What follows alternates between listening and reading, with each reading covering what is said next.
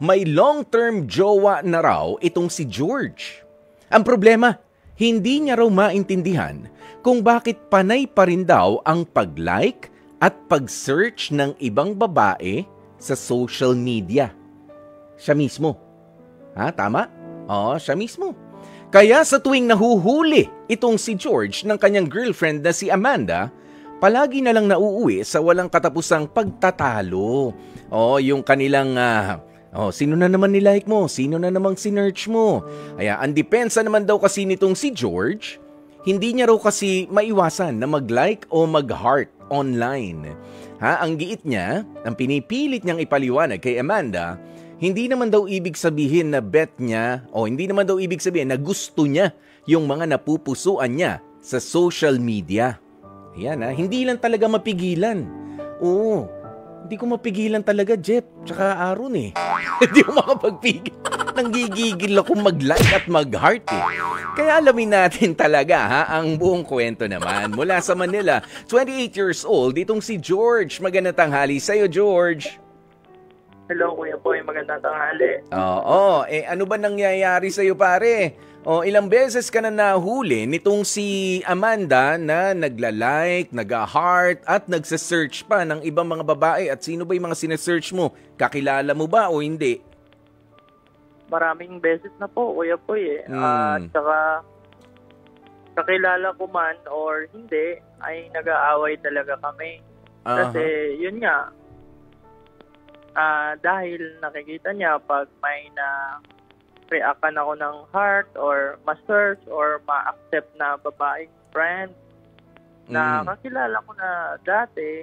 Yes. Dati, matagal na. So, yun yung mga issue. Itatanong ko lang kung makukonsider ba siya na cheating. Alam mo, bago natin, ayokong i-justify as early, hindi i-justify, ayokong ma-judge ka. Okay, as early as this time, pag-usapan muna natin ng bahagya pa, George, itong nangyayari sa'yo at sa inyo nga ni Amanda. Gano'n na kayo katagal na mag-on ni Amanda? 2 years and 8 months. Okay, so going 3 years na rin kayo. Sa pag-uumpisa pa lang ng relationship ninyo, ay nagla-like ka na, nag-heart ka, okay lang kay Amanda noon? Oo, ganun, Kuya Boy. Ito ang tanong, ano ang nagpabago sa attitude ni Amanda sa mga pagla-like mo, sa pag-heart mo? Baka naman kasi doon sa duration ng pagsasama ninyo ay merong kang pagkakamali na yung pa-heart-heart mo, yung pa-like-like mo ay meron ka na naging ka-chat din, may ka-direct message, private message, nagkita, nahuli, in short. Yung sa akin, Kuya Boy, ay may nag-chat lang. Yung gano'n, nag-reply lang din naman ako. But wala naman akong intensyon talaga. Gusto ko lang malaman kung ano talaga yung Pero wala po talaga akong nararamdaman. Ano ang gusto mo malaman? Ano yung sabi mo? Wala kang intensyon? Wala akong intensyon na makipaglandian dun sa babaeng yun. So, nag-message sa'yo, sinagot mo? Opo, Kuya Boy. Ayan, at ano lang intensyon? Siyempre, meron tayong intensyon kapag tayo ay nagbibigay ng kahit yung mga simpleng mensahe. Yung ma-acknowledge man lang tayo. Di ba matutuwa tayo? Kapag na-appreciate yung pag-like natin, yung pag-heart natin, nag-thank you, ay, salamat, ganyan. Pero di ba, doon nagsisimula ang mga conversation? Opo, Kuya Boy. Meron kang intensyon. Of course, kumbaga sa krimen, merong motibo, natural, kaya nga nakarating tayo dyan 'Di ba? Hindi pa pwedeng wala lang, gusto ko lang, i-like, i-heart, ganyan. Pinagbabawalan ka na nga nitong girlfriend mo. Kaya nga inaalam ko, meron ba nangyari noon na meron ka naging kalandian? Sabi mo, wala. Ayan, pero baka naman kasi napaka-habitual o napaka-maramihan kapag ikaw ay nag-heart na doon sa hindi mo kakilala masyado at total stranger na kaibigan mo lang sa social media as compared sa pagla-like mo at sa pag-heart mo naman doon sa mga post ng karelasyon mo mismo, hindi kaya? Opo, Kuya Boy. Ganun ba nangyayari? Ganun, Kuya Boy. Mas nalalike mo na yung sa iba at yung mga post ni girlfriend o kung hindi man siya ma-post, kapansin-pansin na. Ayun, meron kang meron kang binabalik-balikan.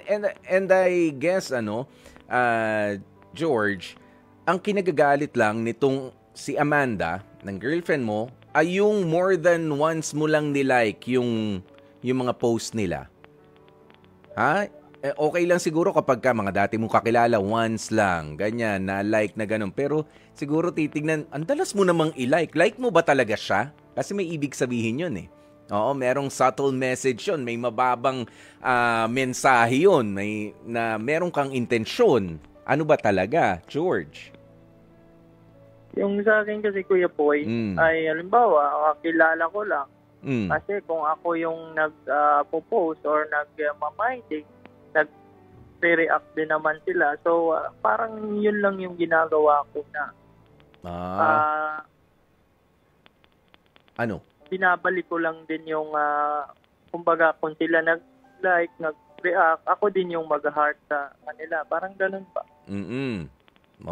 Okay. So, ganoon lang. Wala tayong...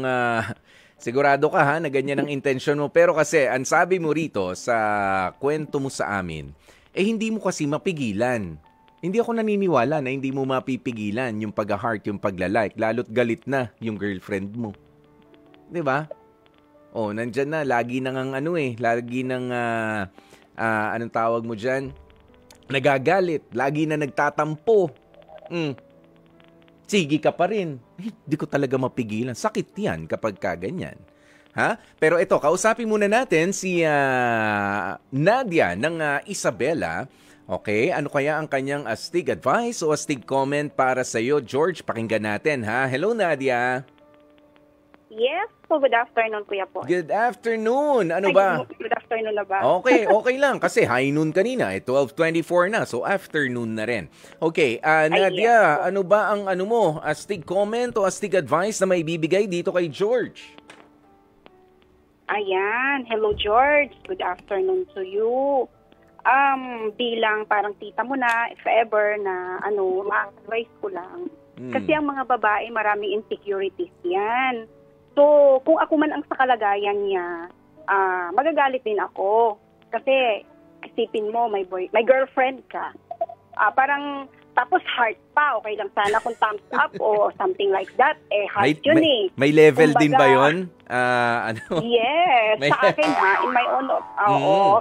Okay. Oo, kasi sige. Parang, sa social media ganyan talaga. Pero, syempre, may girlfriend ka nga. O sometimes, pag nag-heart-heart ka, hindi mo kasi maiwasan na ang iba. Minsan, magkakaroon ng start of chatting or whatsoever. Kaya, don't make, huwag kang magbibigay ng any step or any actions na talagang makakasaano din sa damdamin niya. So, may advice is talagang dapat maging sensitive ka rin sa feelings ng GF mo. Kasi if ever na wala ka namang intention to hurt her or kung ayaw mo siya masaktan or what o sa level na but always remember na yung pag-heart-heart mo na yan, may dating. May ibig sabihin. Ikaw ba, Nadia, naniniwala ka ba? Sabi kasi ni George, sina-heart ko lang, nilalike ko lang, wala naman akong ibang ibig sabihin doon. Naniniwala ka ba doon?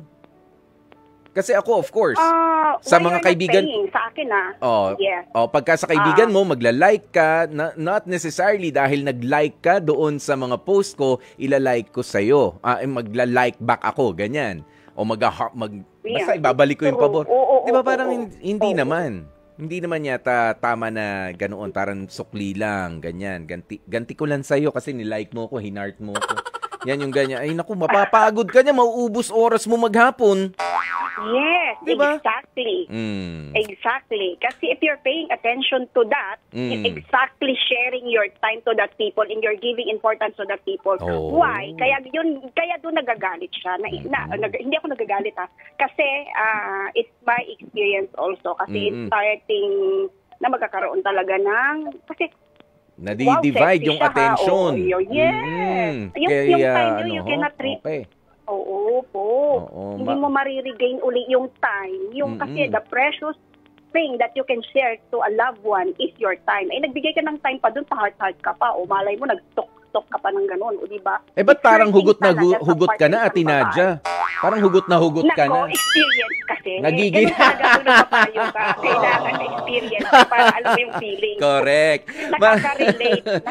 Oh, di ba nga? Maraming Oh, salamat, diba? Nadia. Oh, Yes, Kuya Poy, thank you so much din for Diba? giving me a chance to inspire other people and to give Yes. advice. Ayan. oo. Sige, maraming salamat. O, George, napakinggan mo yon. Galing sa isang babae na nagkaroon din ng partner na ganyan, heart ng heart sa iba, nahahati yung atensyon. Ano, mas malinaw na ba sa'yo kung saan nanggagaling itong si Amanda? Ha? George? Hello po. Busy yata si George. Mukhang may hina-heart tsaka nila-like na naman mga post, ha? Ha? Hello po. Ano po, Kuya Poy? Ano ginagawa mo? Hindi mo pinakikinggan yung pag-uusap namin ni Nadia? Nag-choppy po, Kuya Poy. Nag-choppy. O sige, ang sabi ni Ate Nadia nga, ayan, na-experience yan. At talaga kasing mahirap kapag nga nabibigyan mo ng atensyon yung ibang mga tao sa pagla-like, sa mga pag-heart sa kanilang mga post, may dating talaga yan sa mga babae na karelasyon natin at nakakainis, nakakasama ng loob. Nagigets mo ba yon kung saan nanggagaling yung girlfriend mo na si Amanda? Opo, Kuya Poy. Kasi alam mo, tayo nung lumapit tayo, nanligaw tayo sa mga girlfriend natin o dun sa mga gusto na nga nating mapangasawa, no? Isa sa mga ipinapangako natin is yung time. Hindi naman yung magandang buhay eh. Bago ka makarating doon sa magandang buhay, magtutulungan tayo, kailangan nasa akin din ang atensyon mo. Pero kapag ka ikaw ay binubuksan mo ang sarili mo nga na, sige, meron nga akong girlfriend dito o meron akong boyfriend, pero sige naman, hinahanap mo sino ba yung mga sexy ngayon, sino ba yung mga gwapo ngayon sa social media, ilalike ko, i-heart ko. Of course, meron kang message na gustong iparating doon. Sabi nga ni Amanda, sabi ni Nadia kanina, pagka-like, sige, okay lang, medyo lang yan mabilis lang ang pagpindot. Pagka-heart, ay may diin, may gustong palabasin. Ganun yun 'Di ba? Mas may effort. Tama, George? Tama. Kaya may gusto, wag mong sabihin na wala tayong gustong iparating. Pero kung ako sa'yo, okay, medyo, ano bang ginagawa mo sa buhay, George? Ako po yung nagtatrabaho lang dito sa call center. Oo, yun. So, bukod sa pagtatrabaho natin, medyo bawas-bawasan yung pagtingin sa social media. Okay? Marami pa tayong iba magagawa kung yan at yan na nga, yung pinanggagalingan lagi ng pag-aaway ninyo ni Amanda, ni girlfriend mo, kung mahal mo talaga siya, tigilan mo na yung pagla-like, pag-heart. Madali naman yun. Kailangan ng disiplina sa pakikipagrelasyon.